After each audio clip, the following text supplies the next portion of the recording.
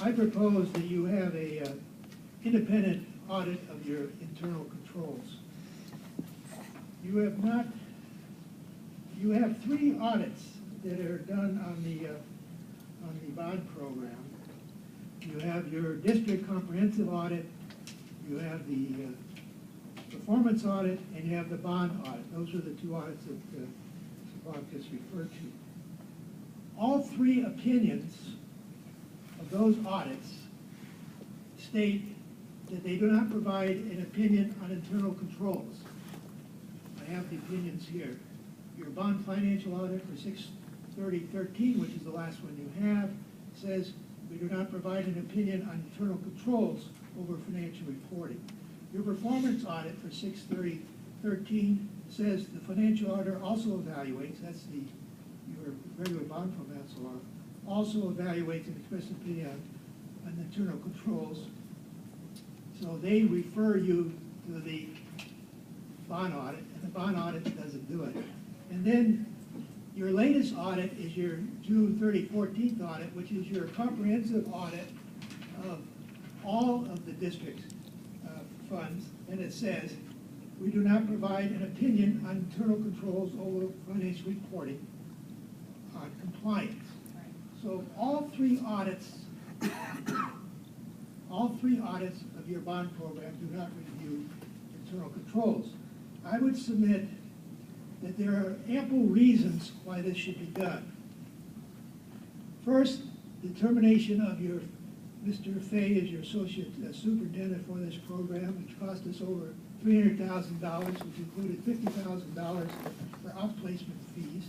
Retirement of your bond executive director, Mr. Martin Coyne, and you have a new bond executive director, as you have a new associate superintendent for facilities. You also have an ongoing investigation of the SEC, and you have reviews by the FBI and the IRS. So I think there's adequate reasons why the district should invest in an audit of the internal controls. There's never been an audit, to my knowledge, of the internal controls of the school district. I think we need one. Thank you, Mr. Gunn. And Mr. Chamberlain, also on this.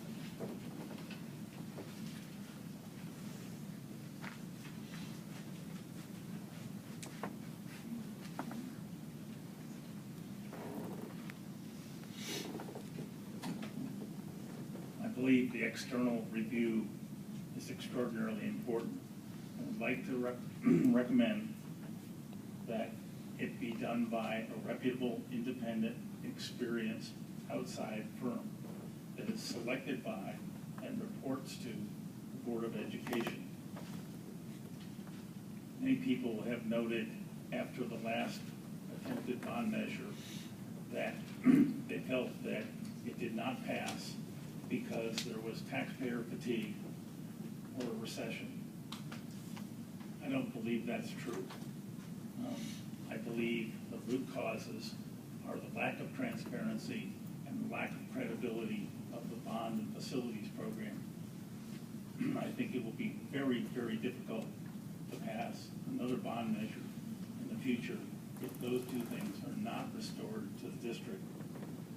Let me remind you that Measure H, which wasn't listed on KNN schedule, lost by a 2-to-1 margin. It was not a close call. We really need to restore the transparency and credibility to both programs. Thank you. Thank you. Do you have a report, Mrs. Cabral, on this? This was placed on the agenda by Board Member Block, so I was unsure of what the report. However, I spoke of a report that Ms. Gaba will give a little more detail on because she was there during the development of the agreed upon procedure, which I referred to in my previous report, is another report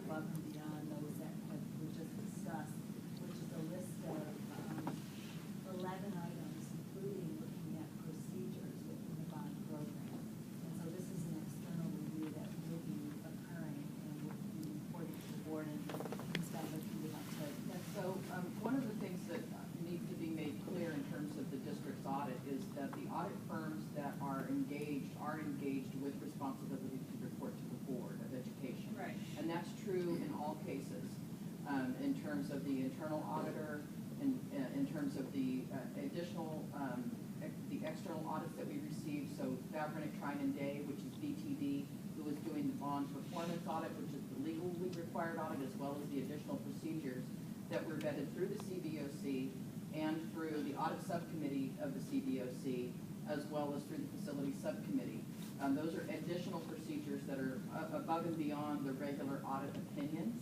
And then we also have the bond financial audit, which gets incorporated also into the performance audit. So I think it would be a good idea to, sort of bring back information about what are the things that external and internal auditors are studying and looking at. And we could do that for you, knowing that you have an interest in examining what is the function of the auditors in our district. I don't recall off the top of my head the cost of the audits that we're already paying for, by the way, which are reportable to the board. So, to have a third audit, it seems like it would be sort of, put upon, because we've got two already and, a third with additional procedures.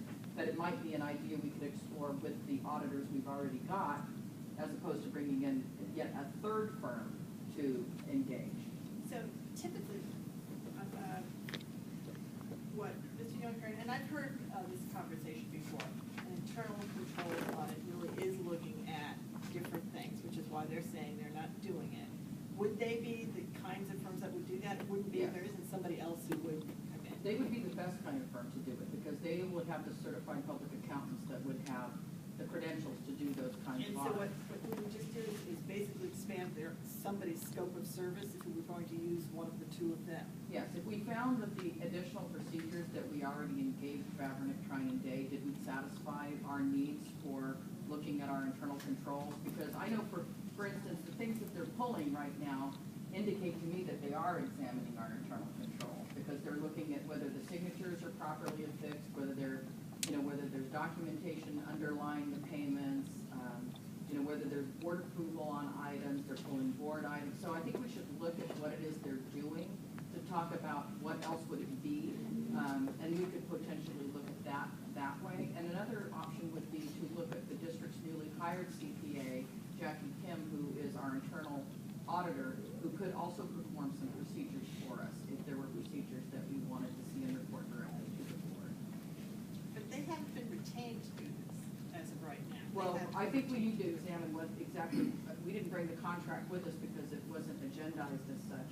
We Okay. talked about All doing right. that. We thought, well, no, one of the things we committed to doing is not bringing new paperwork to the board that wasn't available to the public Right. at the same time. And so, we're in the 72 hours. So we thought it would be best if we, brought that Fabric, Trine and Day document back and took a look at, what was the audit subcommittee's, desire and approval, and what was the CBOC's desire and approval, and the facility subcommittee, and see if there's things that we, would want to add to that.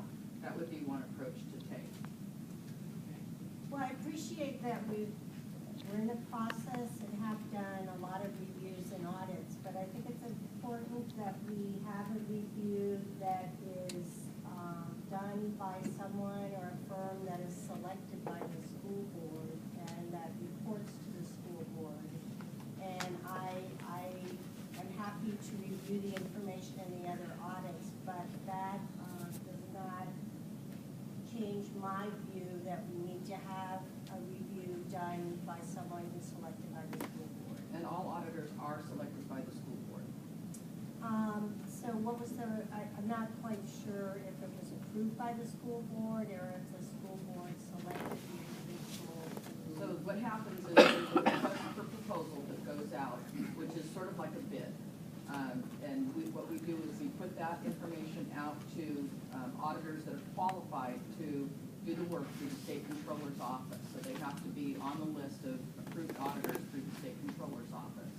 And then there's a process, there's a matrix that is put together to qualify the auditors. And you look at things besides just price. You look at all of the different items that you would want to see with an internal auditor. I think I described this a little bit in a Friday board memo.